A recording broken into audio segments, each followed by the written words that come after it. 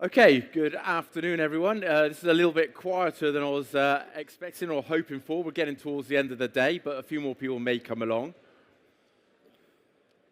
So this is probably your final session of the day, so I hope you've had a good few hours at Automotive Management Live. So I'm Steve Briers, I'm Group Editor of AM, but I'm also Group Editor of Fleet News. And this is one of those rare occasions where we're able to bring together the two brands and offer you a session on what fleet customers are looking for from their dealer partners. So we're kind of billing this as a bit of a training opportunity, really, for dealers in the room to kind of learn from some of the most experienced fleets in the country about how they view their relationships with you, what they think's working, what they think they would like to improve, really just to help you get more out of your relationship with them. We do have one more panelist who is on her way, being dropped off at the front door as we speak. So hopefully she'll be here shortly anyway. So let me introduce some panelists. So I've got Steve Openshaw, Group Fleet and Transport at Wright Group. We've got Matt Hammond, Head of Fleet and Plant at Altrad. And when she gets here, we'll have Lorna McAtear, Head of Fleet at National Grid.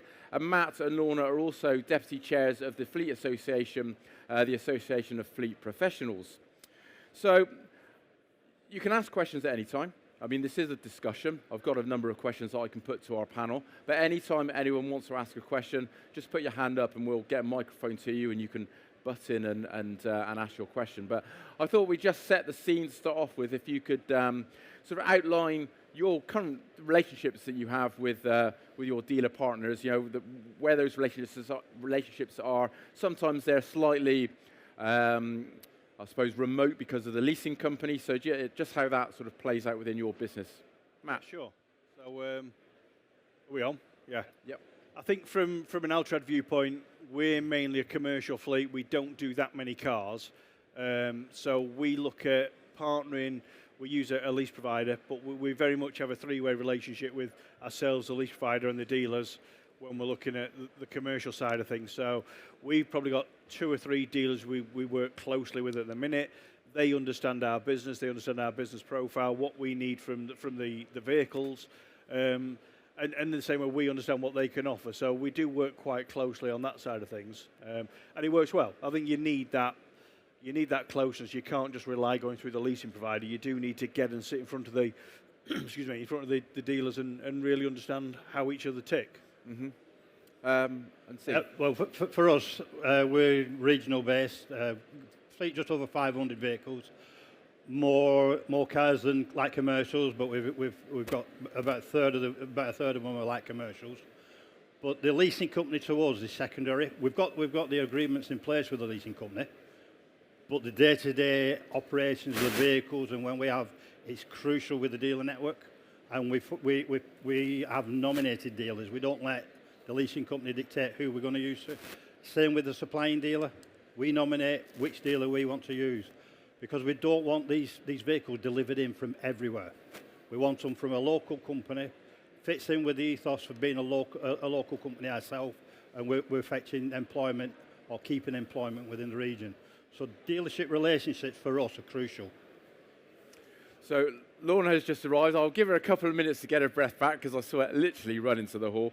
Could you just outline some of the things that are working well and maybe some of the things that aren't working very well with the relationships that you have with dealers? I think what's working well for us is that understanding, is that crucial understanding. This is our business model. This is the type of vehicles we use. This is how we operate, and having that two-way conversation where they can advise us as much as we can tell them what we want. So that works very, very well. What doesn't work so well for me at the moment is this drive to limit the vehicles we can get and this obsession with giving me EVs all the time, which is slightly frustrating. But yeah, on the whole, I think that closeness definitely benefits more than it hinders. Okay, Steve? Yeah. For us, that relationship with the dealer, once the order's placed, our contact is through the dealer. And the dealer keeps us up to speed on what's happening with that order, if there's any delays or whether it can pull it forward. They might say that your vehicle's arrived early, but we say, well, we can't really take it because it's tied up with a lease end vehicle. But it's that information, and it's the personal stuff with my team, day-to-day contact. one of the dealers for us even goes to the nth degree of trying to pick a number plate that will match, if they can, with something to do with the driver.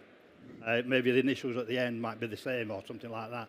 But it's that little, it's something and nothing. But when that driver gets that vehicle, oh, got my initials there, and it makes that difference. It's something and nothing, but for us, it's brilliant. So, Lorna, we started off just by a sort of bit of an overview of your relationships with dealers, where they kind of start and stop, and yeah, and I'll see a little bit just about your fleet in general. So, hi everyone. Apologies, I've literally come up from Cardiff. I'm still out of breath. I really did run, and then they wouldn't let me through because I didn't have my badge.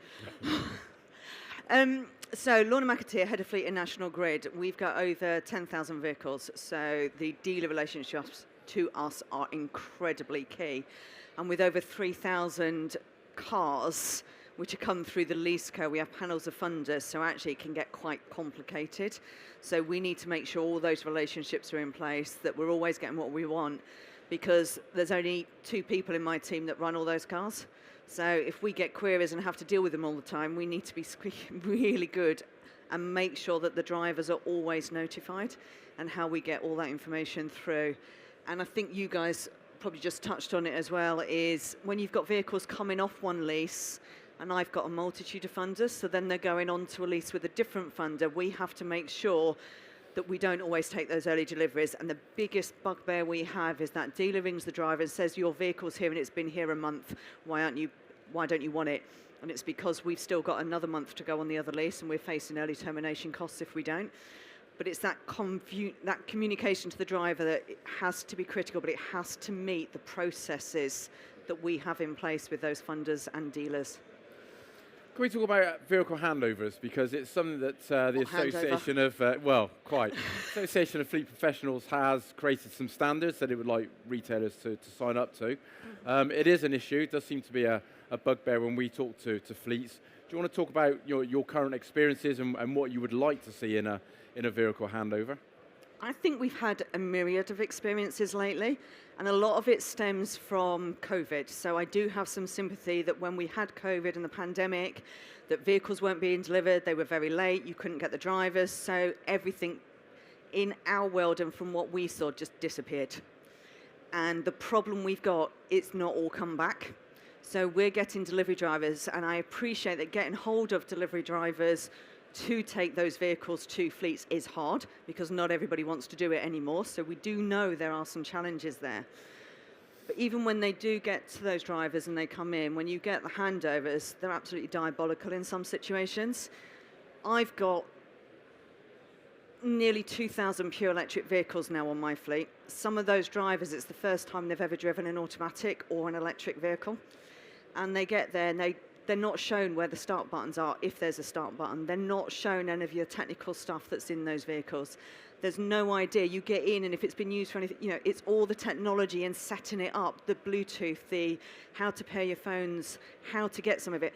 I got a demo given to me, and I had a reasonable handover. It's from a manufacturer I know quite well, and I got in, and I still sat there and went, I can't get my electric cable out the charge port. It's all on the console now. So there's silly little things that even the person that's driven it, knows how to do it, understands one pedal driving. If that instruction isn't given to you in that handover, you can sit there for ages feeling like a right old lemon because you have no idea where the gear stick is, because actually it's moved from down here and it's now behind the steering wheel, but because you're a short ass like I am, it just blocked out completely and I can't see anything. So there are some real basics that need to be done in handovers, and we're not getting any of that right now. Mm-hmm. I think from a commercial vehicle viewpoint, I think handovers have always been poor, and I think they're still poor. I don't think they see the value in a handover when it's a commercial vehicle. They just want to take a transporter, drop them, wave goodbye, and away you go. We tend to do a lot of work, or we have in the past, where we've delivered vehicles and we've had to send a member of the fleet team out to do the handovers because the dealers just aren't interested. They just want to get them out the door. Slightly different to cars. You'll take commercials in larger quantities any one time, but it still should be there. These drivers still should be shown. I picked one up the other day. One was dropped at the office. I thought I'd shift it, and I was sat for ages trying to find the handbrake on the thing. It was dark, fair enough. I'm going to say it wasn't just me, but simple little things They don't even come with a handbook. Oh, exactly. There's no manual. The manual is now all electronic or digital, and you've got to download it beforehand. But unless you know this and how to do it, and the demo I got, you can't even open the glove box without finding the button to open a glove box. And it's like, and if there's anything in there... I mean, we did an exercise going back about 6 or 7 years now where we had a batch of vehicles come out and we went out and we did individual handovers. The fleet team went out and did individual handovers with the drivers. What we found at the end of lease 4 years later, the damage ratio on those vehicles was something like 60% less than the vehicles that hadn't had it, because you give that personal approach. Now, I'm not saying every vehicle should be handed over, but the dealers really should be setting something in stone so these guys understand what it's about. You know, it's still not a cheap piece of kit. We're still spending good money, and we expect the service to come back. And I think from my point of view, going back to what Lorna said about we manage drivers' expectations. It's up to us to decide when that driver can be aware that his vehicle's ready. But like when Lorna said, it's your vehicle's here. Oh, why can't I have my vehicle? Well, because we've still got cost involved. So we need to manage that. But the handover starts before the vehicle arrives. It's like you said, with connected vehicle, setting up the apps, making sure that they understand what they can see, what they can do. So they know then, we say, right, go ahead, contact the driver, start setting it up and start that process going. But we know that that's happening then. And we've got processes in place that this needs to happen, that needs to happen. One key needs to come to us, not all the keys with the driver. So we you know, simple things. But talking to them is crucial. There is a question at the back. Isha, have we got the, can we have the microphone across, please? Just here. Not in the dealer world anymore. I left about 2 months ago. I'm in the converter world now. When I was in the dealer world in fleet, we used to do, and this is just an idea for everyone here, at VW Manchester, what we did was we filmed blanket videos about handovers. If it was a T6 or a transporter, for example, we'd film around the vehicle, so fuel, the very limited time that e-transporter was out, that anyone would want it, but we did some of those as well. Those be useful? Yeah, and I've used videos before for handovers. I think the trouble we've got, and where I do have sympathy with some of the delivery drivers, they're delivering a BMW now. This afternoon they'll be delivering a Polestar. Then another day they'll be delivering, because if they're coming from a BCA as the driver, they've got lots of different vehicles. And today's vehicle is not the same as tomorrow's vehicle, even if it's the same make and model, because actually they've upgraded something. There's a new bit of hardware. So the videos are useful when it comes to just the basics. But like a written manual, I know that the gear stick that used to be there on that vehicle is now up there on the next make and model, and the button for the hazards is no longer down there. It's up there next to the SOS button, so don't hit the wrong one. It's all of that kind of stuff. So videos are great, especially on vans where the tech doesn't change as fast, because that gives all the basics. And what we do try and do as well with that is, where possible, if we've got that information up front, we release it up front as well.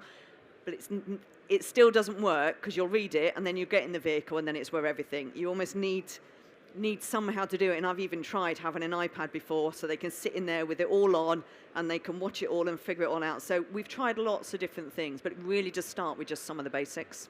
I think it has merit, definitely, when you're ordering bulk numbers of the same vehicle. You know, just to give that overview, like I say, that sort of familiarisation training to start with. So I do think there's merit in that, and it's something that probably more dealers should explore and look at on the commercials. We have 3 dealer networks, dealers that come to us and do an in-car handover with the driver, and quite often I'll get one of my fleet team to sit in the back and listen to it, so they can pick up things for when they've forgotten. They come back and ask. But that handover probably lasts about 45 minutes, half an hour to an hour. And when they've come out, wow, do I feel cared for? That I didn't know this could do it. I've read everything about this car. This is why I want it. But it does so much more. And it's that handover. And that's where you put your arm around them. No, we care about you. They want that car, and they're telling their friends, I'll have one of them as well. Most of my rejections on vehicles are because the driver gets in and thinks this car doesn't do what I wanted it to do, and I can't find this and I can't find that. But actually, if you talk to them beforehand, and you take all of that away. So when we've got bulk deliveries on the commercials, we do it all ourselves. Cars, obviously, you can't, because it gets delivered direct to the driver's house in most instances. But in fairness to the dealers, drivers are arrogant as well. We've had drivers they're where a we've pain. gone to collect the vehicle from the dealer's put on the show, come on, I'll show you, and the driver's gone, don't worry, I know all this. But 2 days later, he's on the phone going, this car's crap because it doesn't do this, this and this. So, you know, you get it both sides a little bit. The biggest issue with me is for dealerships is when they go radio silent. If an issue comes up, I've had OEMs, I've had account managers, I've had service managers. If you've got a problem, ring me, I'll make sure it happens. This is in a dealer, through the network, through the OEM, and then they go radio silence on you because you've got an issue and nobody's talking. I've had vehicles 3 months without even being looked at. Yep. And that has had an impact on us. From one of our main suppliers of vehicles, they got dropped because they just clammed up on us, and I couldn't understand why.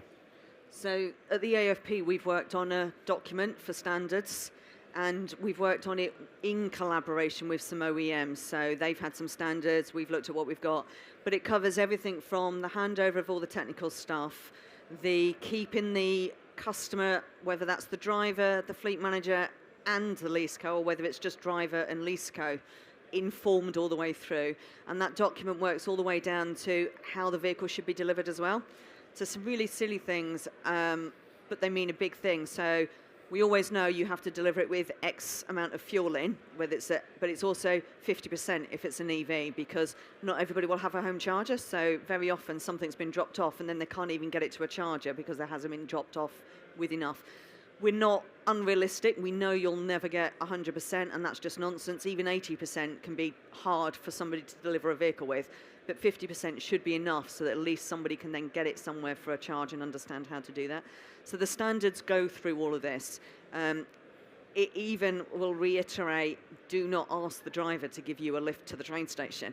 Now, the driver will offer to do it, and there are ways of asking without asking, but it's this kind of thing that we expect in a professional kind of standard. So that document has been done with a lot of manufacturers and just goes through each of those in a nice structured way of what some of those expectations are. One of the things I've picked up recently in conversations with fleets is a view that pre-delivery inspections standards are slipping, and cars are being delivered in not the kind of... they've often been delivered out my driver packs without the extra bits and pieces. So again, the standards say if there's a driver pack from the lease code, so we used to have documents of what to do in an accident that was standard for us. All of that should be provided as well, but we very often find they turned up without it, turned up without any mats at all, and some of this is just basic expectations. They should at least have if there's no mat from the manufacturer, put a dealer standard mat in, and these are the bits that we're expecting within that document as well. There is an urgency to get them out the door and not make sure it's right. We're the same. We get them without mats, without seat covers, you know, the driver packs, all the bits and pieces that you would expect as standard, but they're just desperate to shift stock at the minute. So when it comes to your drivers and your drivers' experiences in the dealership, how would you rate them, and what would you like to see happen? How can your drivers get a better experience in the dealership when they're going in? Where it might be sales and maybe it's after sales. I think don't say it's a fleet vehicle because you don't like fleets and you ignore us most of the time when we come in. Is the number one. I think there seems to be a lowering of standards of customer service.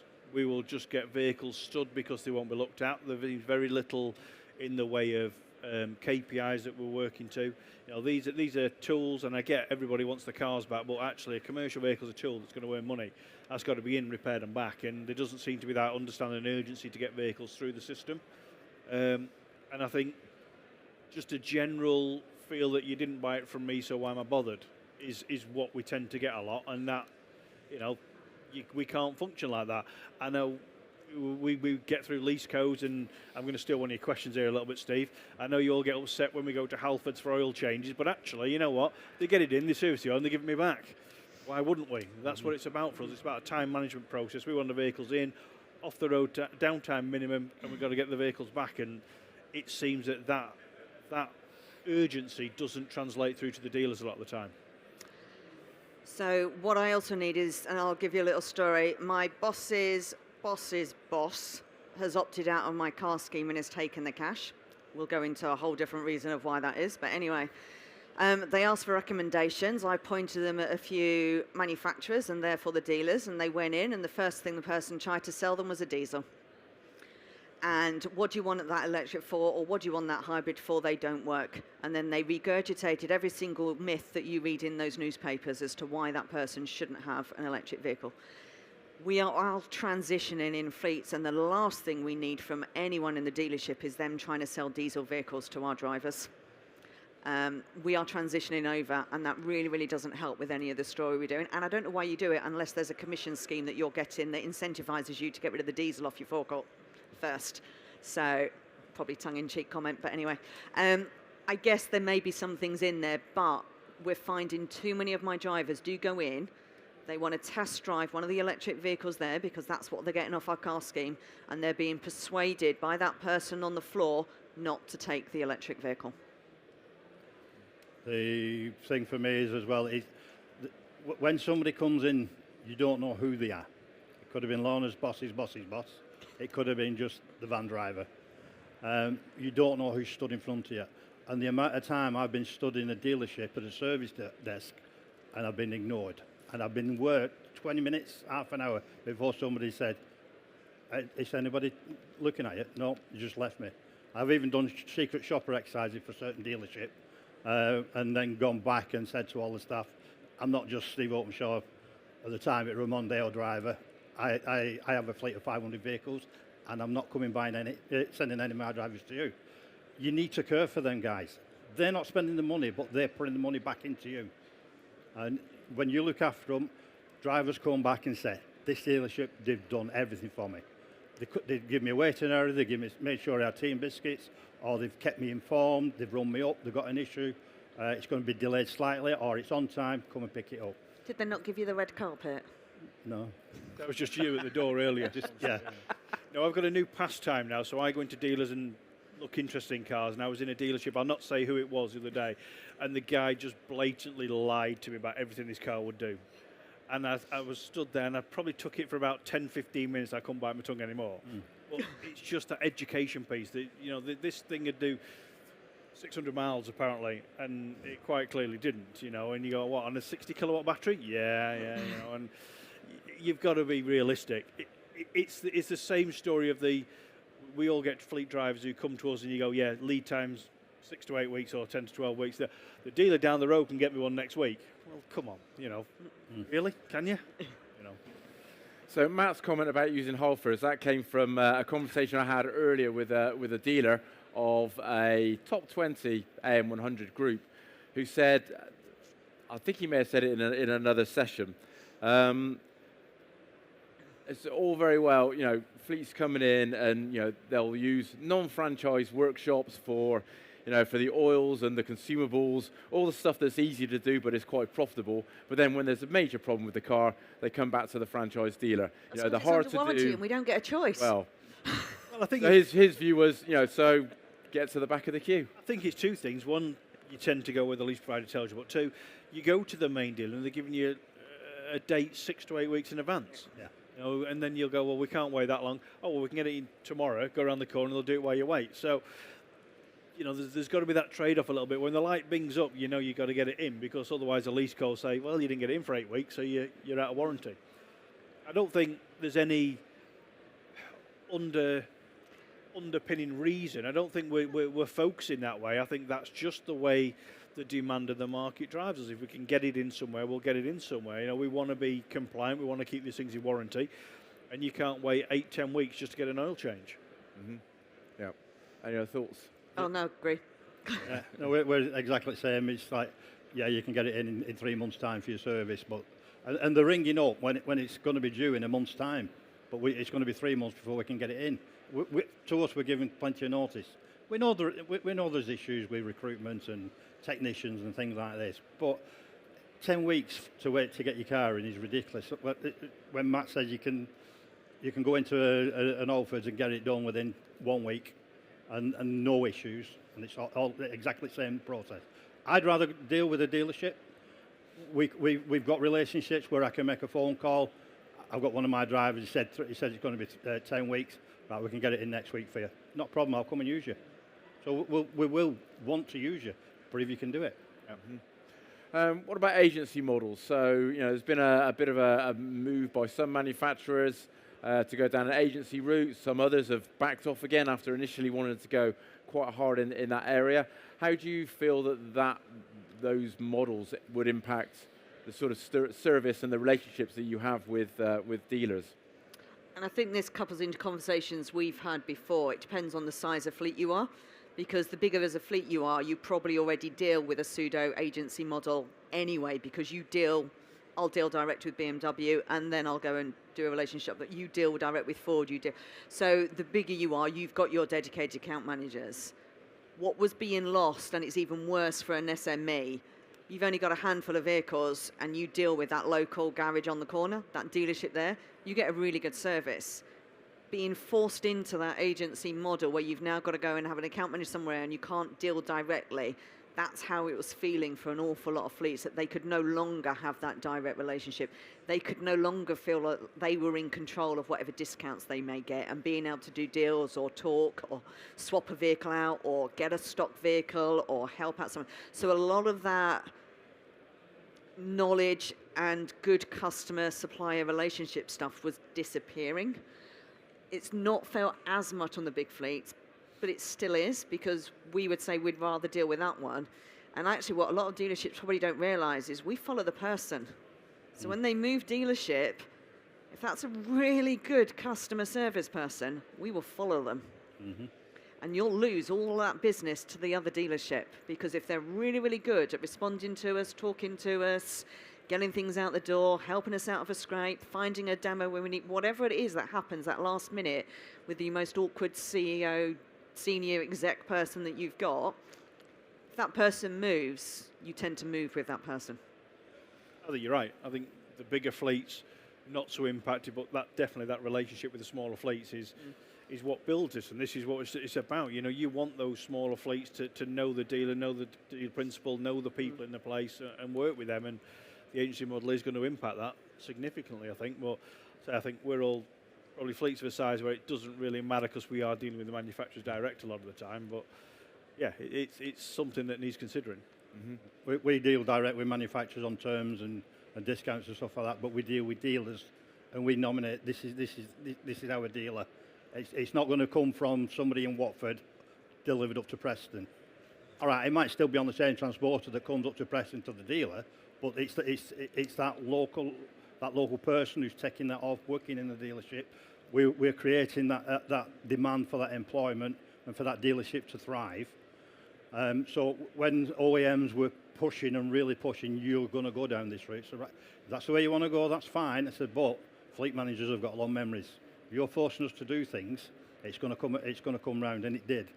It came back, and we want to support you as dealerships, not as agency networks. If you've got any questions, feel free to raise your hand, and I'll bring you into the conversation. So at any particular time. Just talking about electric vehicles, Lorna, you sort of mentioned it just now. Obviously, fleets are driving that EV market. What are the sort of things that dealers ought to be thinking about to increase their appeal from a electric vehicle perspective? Be honest. It's not just an electric vehicle perspective. So there's a whole raft of things happening in the marketplace right now.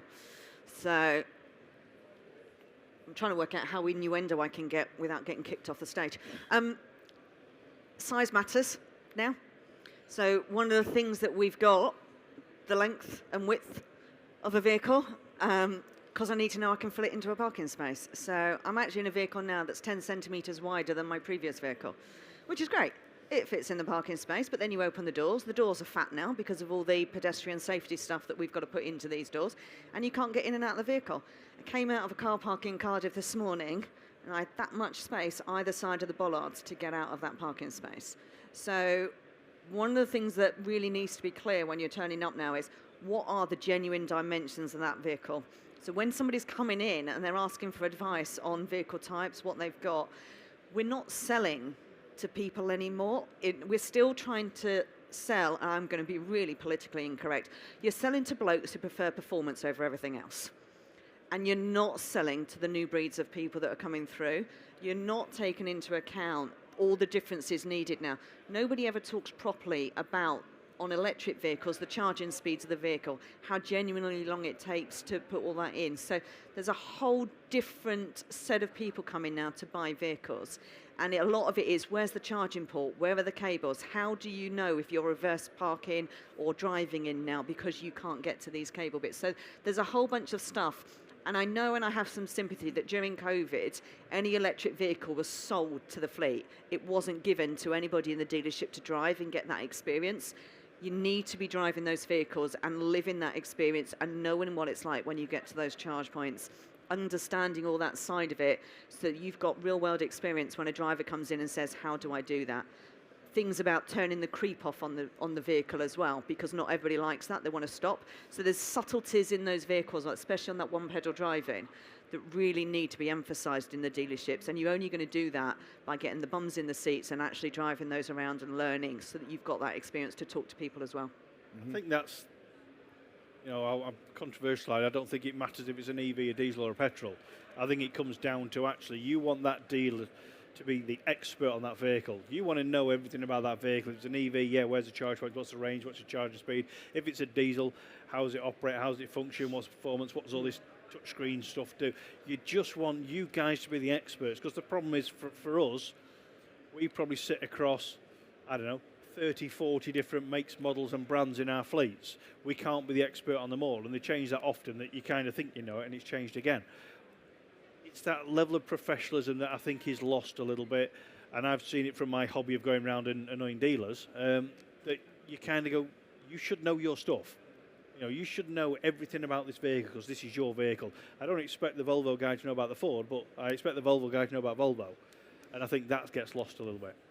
I think we as fleet manager, we know a little about a lot, but we also know a lot of experts, or we'd like to know a lot of experts. So that's where we say, I'm not sure on that. I can go and find out, but I know somebody who can tell you that. So we have a confidence in sending somebody to you and say, speak to this guy. He's the EV expert for that, or I'll go and find out, and we come back to them that way. So that's where we get all our expertise from. Or we make it up. Or we make it up. Yeah. Yes, another question at the back. You can come to the front and sit down. We don't bite. Just like to stand. A lot of people are moving to the agency model now.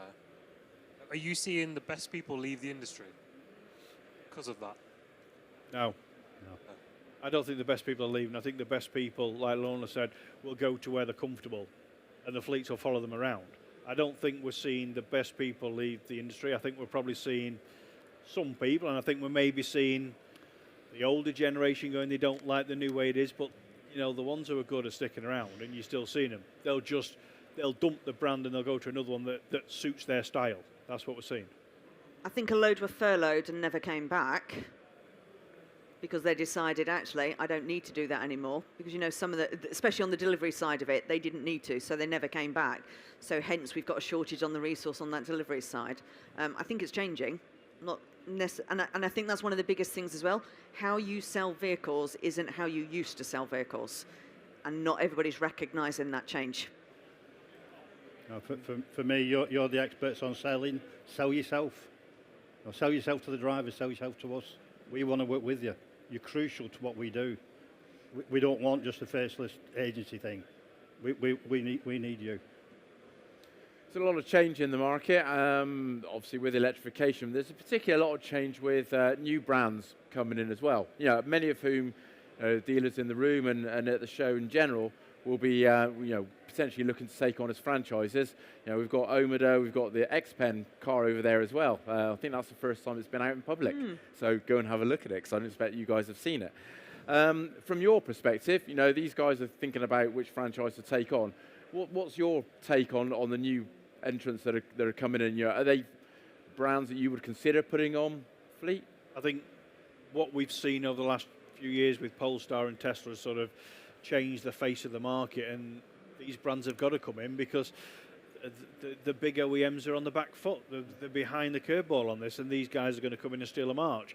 I think the concern from a fleet viewpoint is it's great they're coming in with the sales approach and the front end, but have they got the the workshops behind them? Have they got the warranty? Have they got the support network behind them? I think that's where time will tell if they can sustain that. But hey, the more the better. I think let's open the market up to as many as we can. I don't agree with this putting penalties on Chinese vehicles coming in. I think it's an open market and we should bring them in. And as long as they can offer the right level of service, if they can't, they'll fall by the wayside pretty quickly because you'll only buy it once. Yeah. It's as simple as that. And that's what we've seen. Some of those new brands coming in that haven't got the dealer network behind them, haven't got those franchises, haven't got that whole SMR chain, supplies, parts, after sales bit, they've actually gone bust. So if there was an arrogance, and I know, any with Tesla. Good, can I talk Tesla? You're Tesla. Right. There was an arrogance with Tesla that the vehicle never breaks. But of course, people hit it. They'll hit curbs, they do other bits, accidents, so you still needed all the parts and the other bits and pieces. And it was interesting to watch how Tesla came in with, we don't need any dealers anywhere or any gap, and suddenly they're actually having to open up that network to support it. You're nodding, good. And they're having to open. So we have seen that change. Those that have come in without that network have realised, actually, we do need to build that network.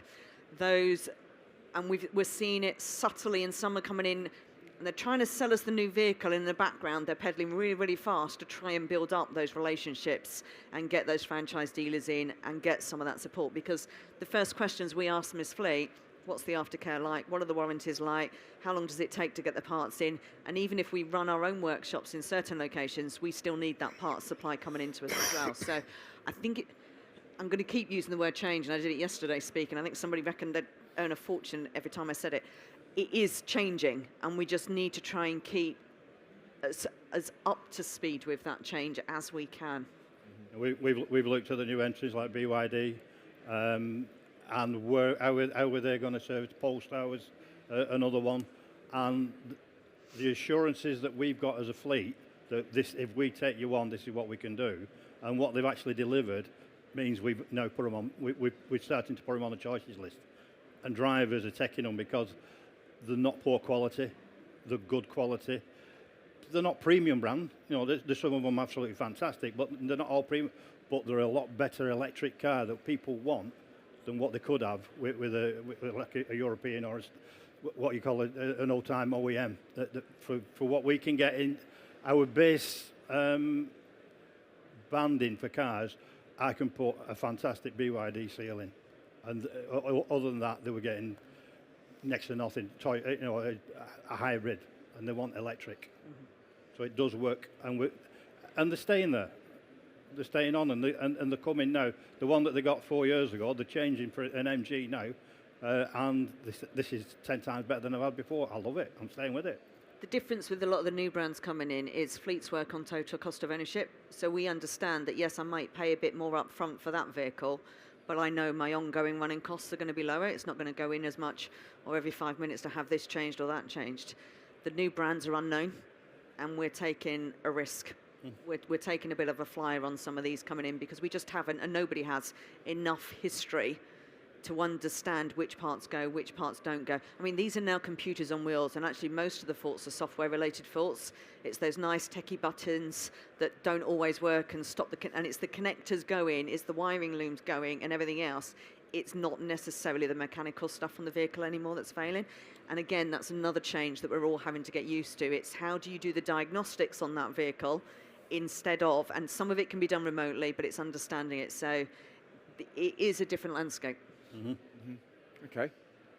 Any questions on the floor? Just got a few minutes left.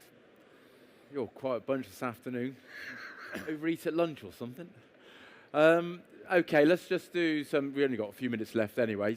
Some kind of final thoughts on, the sort of things that would change your relationship or improve your relationship with dealers. If you are obviously sat in a room with them. If you sat in a room with a dealer, what would you advise them to do to improve the level of experience or level of service that they offer you? I think from a commercial viewpoint, because I'm predominantly commercial fleet, it's that understanding of what it is we're trying to achieve. We're all on this transition journey to EV. Some are further along than others. Some are not ready yet. It don't just try and fit everybody into the same box. Understand what the fleets need. Understand where the fleets are on that transition. Understand what they're trying to achieve. Like Steve said, we know loads about nothing and nothing about loads.